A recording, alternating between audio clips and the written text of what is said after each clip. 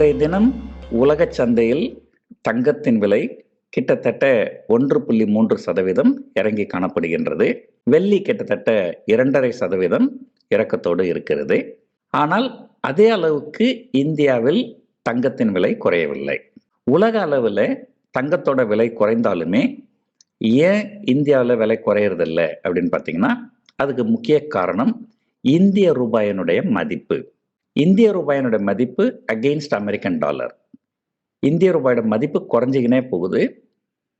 நேற்று கூட இது ஒரு ஆல் டைம் லோ அப்படின்ற அளவுக்கு டிப்ரிஷியேட் ஆயிடுச்சு. ஒரு வருஷத்துக்கு முன்னாடி பார்த்தீங்கன்னா, ஒரு டாலருக்கு கிட்டத்தட்ட 82 ரூபான்னு இருந்தது. இப்போ அது ஒரு டாலருக்கு கிட்டத்தட்ட 90 ரூபாய் அப்படிங்கிற அளவுக்கு வந்துடுச்சு. அதாவது இது ஒரு கிட்டத்தட்ட 10% டிப்ரிசியேஷன். கடந்த ஓராண்டு காலமா உலக அளவில் தங்கம் ஏறாமலே இருந்திருந்தாலுமே கூட இந்தியாவில் அது தங்கத்தோட விலை 10% ஏறி இருக்கும். இதுக்கு காரணம் 10% டிப்ரிசியேஷன் இன் இந்தியன் ருபி. இந்திய ரூபாயோட மதிப்பு குறையும் போது தங்கத்தோட விலை தானாக ஏறும். இந்திய ரூபாயோட மதிப்பு கூடும்போது தங்கத்தோட விலை தானாக குறையும். ஸோ உலக அளவில் தங்கத்தோட விலை ஓரளவு இறங்கினாலுமே இந்தியாவில் அதை நாம் எதிர்பார்க்க முடியாது. இதுதான் இப்போதைக்கு இந்தியாவில் இருக்கிற சூழ்நிலை. மேலும் அடுத்த ஒரு மாதத்துக்கு தங்கத்தோட விலை எப்படி இருக்கும் அப்படின்னு பார்த்தீங்கன்னா, கொஞ்சம் ஏற்ற இறக்கமாக தான் இருக்கும். டிசம்பர் மாதம் 10ஆம் தேதி அமெரிக்காவில் ஃபெட் மீட்டிங் இருக்கு. அந்த மீட்டிங்கில் வட்டி வீதங்களை குறைப்பாங்கன்னு கொஞ்சம் பேர் எதிர்பார்க்குறாங்க. குறைக்க மாட்டாங்க அப்படின்னு கொஞ்சம் பேர் எதிர்பார்க்குறாங்க. அங்கே வட்டி விகிதங்கள் குறைந்தால் தங்கத்தோட விலை ஏறும்.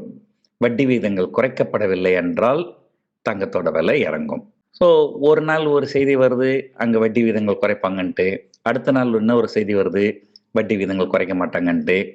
இந்த மாதிரி மாறி மாறி வருகின்ற செய்திகளால் தங்கம் ஒரு நாள் ஏறுது, ஒரு நாள் இறங்குது.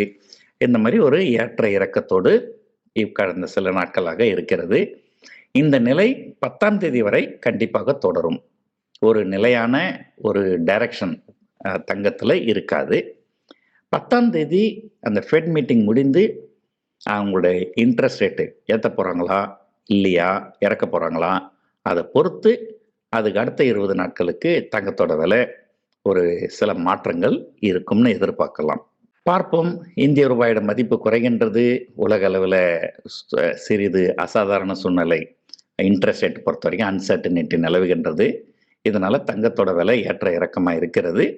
ஸோ எப்பெல்லாம் தங்கம் கொஞ்சம் ஒரு 3 அல்லது 4% குறைகிறதோ அப்போல்லாம் நீங்கள் முதலீடு பண்ணலாம். டோன்ட் சேஸ் த மார்க்கெட் அப்படின்னு சொல்லுவாங்க. தங்கம் ஏறிக்கினே இருக்கும்போது தொடர்ந்து வாங்கிறது ஒரு நல்ல உத்தியாக இருக்காது. பார்ப்போம் என்ன நடக்க போகின்றதுன்னு. நன்றி.